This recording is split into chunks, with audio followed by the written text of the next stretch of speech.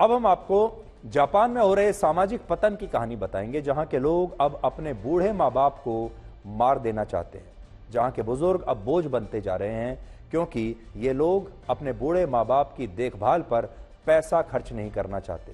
और इसी वजह से जापान में पिछले 10 वर्षों से हर 8वें दिन एक बुजुर्ग की हत्या हो रही है। जापान दुनिया का सबसे बूढ़ा देश है, जहां 12.5 करोड़ की आबादी में लगभग 29% लोग यानी 3.5 करोड़ से ज्यादा लोग 65 वर्ष से ज्यादा उम्र के हैं। लेकिन इन बुजुर्गों की स्थिति यह हो गई है कि अब उनके बच्चे ही उनकी हत्या कर रहे हैं और इस हत्या का कारण है महंगाई।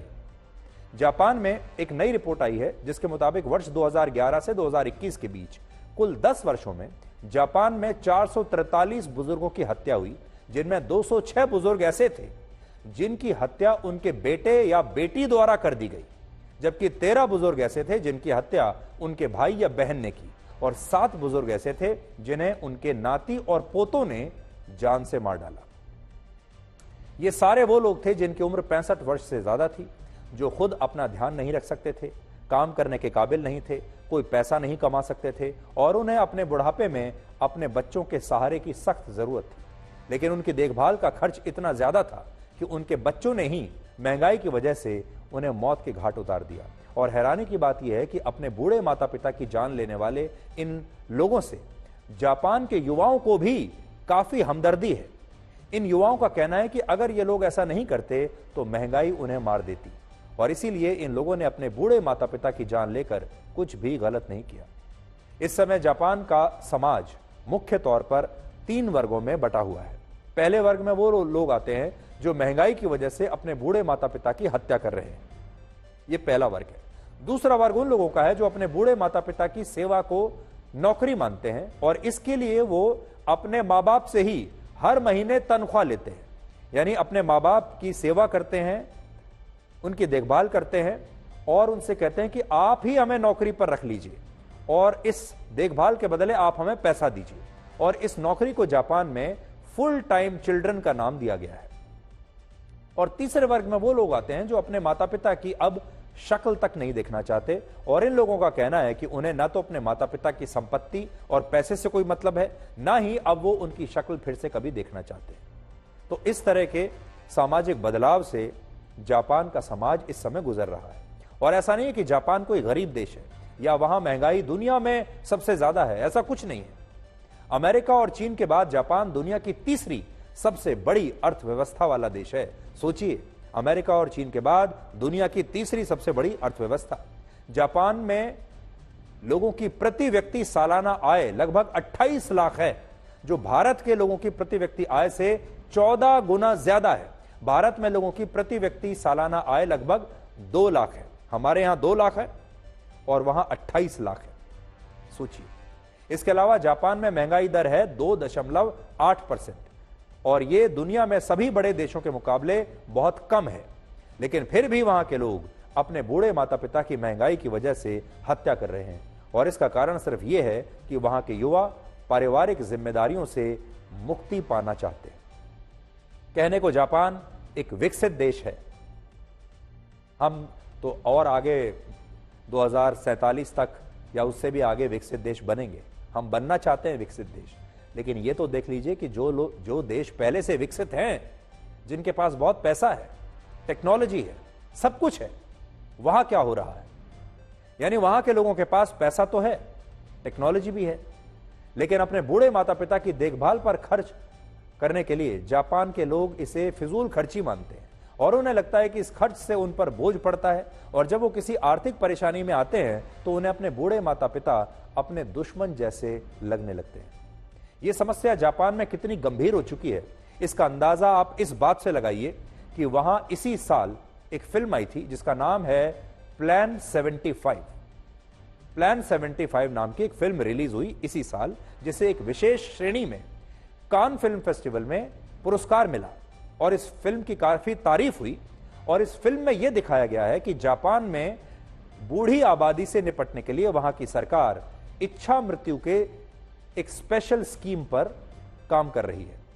तो सोचिए, जो लोग बूढ़े हो चुके हैं, जो अब किसी काम के नहीं रहे, उनके लिए सरकार इच्छा मृत्यु की एक योजना लेकर आती है, ऐसा इस फिल्म की कहानी में बताया गया है, जिसके तहत 75 वर्ष या उससे ज्यादा उम्र के लोगों को मुफ्त में इच्छा मृत्यु के लिए प्रोत्साहित किया जाता है। सरकार खुद कहती है 75 साल से ऊपर के लोगों को कि आप इच्छा मृत्यु ले लीजिए और मर जाइए, और सरकार उनके लिए एक पैकेज बनाती है जिसमें वो अपनी इच्छा के अनुसार अब मर सकते हैं। यह है प्लान 75 नामक फिल्म की कहानी। इस फिल्म को लेकर जापान में एक नई बहस शुरू हो गई और वहां के बहुत सारे युवा इस फिल्म में दिखाए गए इस काल्पनिक विचार को अब सही मानने लगे हैं। और इसीलिए आज बड़ा सवाल यह है कि क्या महंगाई की वजह से अपने बूढ़े माता पिता की हत्या करना या उन्हें इच्छा मृत्यु के लिए मजबूर करना सही हो सकता है? क्या यह नैतिक है? इसका जवाब है नहीं और बिल्कुल नहीं।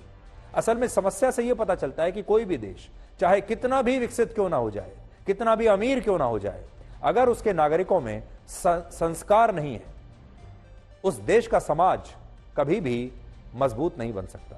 तो यहां अगर आप देखेंगे तो जापान के नागरिकों के जो संस्कार हैं वो अब मरते जा रहे हैं। आज जापान के लोगों के पास लेटेस्ट टेक्नोलॉजी है, बड़ी बड़ी गाड़ियां हैं, पैसा है, उनके पास अच्छे घर भी हैं। जापान एक विकसित देश कहलाता है, लेकिन वहां लोगों के पास संस्कार नहीं है और इसीलिए जापान के युवा आज अपने बूढ़े माता पिता की सेवा को भी एक नौकरी समझते हैं और जब वो उनकी देखभाल का खर्चा नहीं उठा पाते तो वो उनकी हत्या के बारे में सोचने लगते हैं। लेकिन इसकी तुलना में आज आप हमारे देश भारत को देखिए, जहां लोगों के अंदर दुनिया के सर्वश्रेष्ठ संस्कार हैं। यहां सनातन धर्म के लोग रहते हैं और सनातन धर्म के जो संस्कार हैं उनमें हमारे देश में माता पिता की सेवा को ईश्वर की सेवा के बराबर माना जाता है। माता पिता को ईश्वर के समान दर्जा दिया जाता है। ऐसा और आपको किसी देश में नहीं मिलेगा। हमारे पद्म पुराण में इस बात का उल्लेख है कि माता सर्व तीर्थमयी और पिता संपूर्ण देवताओं का स्वरूप है। इसलिए सभी प्रकार के यत्न पूर्वक माता पिता का पूजन करना जरूरी है और यह करना चाहिए। जो माता पिता की प्रदक्षिणा करता है उसके द्वारा 7 द्वीपों से युक्त पृथ्वी की परिक्रमा हो जाती है। माता पिता अपनी संतान के लिए जो कष्ट सहन करते हैं उसके बदले पुत्र यदि 100 वर्ष माता पिता की सेवा करे तब भी वो उनका ऋण उतार नहीं सकता। ऐसा हमारे संस्कारों में, हमारे ग्रंथों में, पद्म पुराण में लिखा हुआ है। यह हमारे संस्कार हैं जिनमें माता पिता की सेवा को सबसे बड़ी सेवा माना गया है और यही वजह है कि आज भारत के लोग सूखी रोटी में भी अपने माता पिता को कष्ट नहीं होने देते और आज भी हमारे देश में ज्यादातर बुजुर्ग अपने बच्चों के साथ रहते हैं, जबकि दुनिया के बाकी देशों में यह संस्कृति नहीं है। इसलिए भारत के संस्कार उसकी सबसे बड़ी पूंजी हैं और आपसे हम यही कहना चाहते हैं कि जो संस्कार हैं, जो हमारी सबसे बड़ी पूंजी है, असल में लोग इसकी अहमियत को समझते नहीं हैं। आज आपको समझ में आएगा कि हमारे संस्कार कैसे हैं। आपको जानकर हैरानी होगी कि भारत पूरी दुनिया का इकलौता देश है जहां लोग अपने बूढ़े माता पिता पर सबसे ज्यादा पैसा खर्च करते हैं और हमारे देश में कहा जाता है कि अपने माता पिता को तीर्थ यात्रा पर भेजने से बड़ा कोई और पुण्य होता नहीं है। और यह तस्वीरें आज आपको जरूर याद होंगी जब हमारे देश के प्रधानमंत्री नरेंद्र मोदी अपनी मां की सेवा किया करते थे, उनसे मिलने के लिए जाते थे, अपने जन्मदिन पर उनसे आशीर्वाद लेने के लिए गुजरात में उनके घर जरूर जाया करते थे।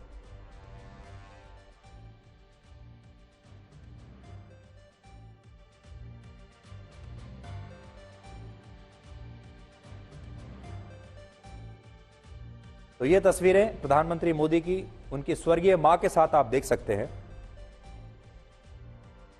जिससे आपको हमारे देश के संस्कारों के बारे में पता चलेगा। और ये तस्वीरें भी आप याद करिए जब अभी हाल ही में राजस्थान के नए मुख्यमंत्री भजनलाल शर्मा ने शपथ लेने से पहले अपने माता पिता के चरण धोकर उनका आशीर्वाद लिया था। ये ऐसी तस्वीरें हैं जो पूरी दुनिया में सिर्फ भारत में ही आपको देखने को मिलेंगी, क्योंकि हमारे देश के लोगों के पास वो संस्कार हैं जो दुनिया में किसी के पास नहीं है। इसलिए आपको अपनी संस्कृति पर, अपने संस्कारों पर हमेशा गर्व होना चाहिए और अपने इन संस्कारों की अहमियत को आज आप पहचानिए। अब विडंबना देखिए कि जिस जापान में लोग अपने बूढ़े माता पिता की हत्या कर रहे हैं, उसी जापान में एक टैक्सी ड्राइवर को एक कबूतर की हत्या के लिए गिरफ्तार कर लिया गया। टोक्यो में इस टैक्सी ड्राइवर को सड़क पर कबूतरों को बैठा देखकर इतना गुस्सा आया कि उसने अपनी गाड़ी कबूतरों की तरफ दौड़ा दी और इस घटना में एक कबूतर की जान चली गई। और इस कबूतर की मौत भी उस पर गाड़ी के चढ़ने से नहीं हुई, बल्कि जब कबूतर का पोस्टमार्टम किया गया तो यह पता चला कि कबूतर गाड़ी को अपने करीब आते देखकर सदमे से ही मर गया। यानी उस ड्राइवर ने कबूतर के ऊपर गाड़ी नहीं चढ़ाई। इसके बाद जब पुलिस ने इस व्यक्ति को गिरफ्तार किया तो इस टैक्सी ड्राइवर ने तर्क दिया कि सड़कें इंसानों के लिए होती हैं, ना कि कबूतरों के लिए। लेकिन इसके बावजूद पुलिस ने इसे एक अपराध माना और इस व्यक्ति को, इस ड्राइवर को गिरफ्तार कर लिया। तो यह अंतर भी आज आपको देखना चाहिए कि एक तरफ जापान में लोग अपने बूढ़े माता पिता की हत्या कर रहे हैं, जिससे जापान की सरकार विचलित नहीं होती, लेकिन दूसरी तरफ उसी जापान में एक कबूतर की हत्या करने के लिए एक टैक्सी ड्राइवर को गिरफ्तार कर लिया जाता है।